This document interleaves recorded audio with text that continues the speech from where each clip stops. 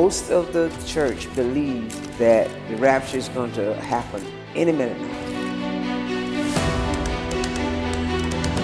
Now I want to tell you something that the devil don't want you to know.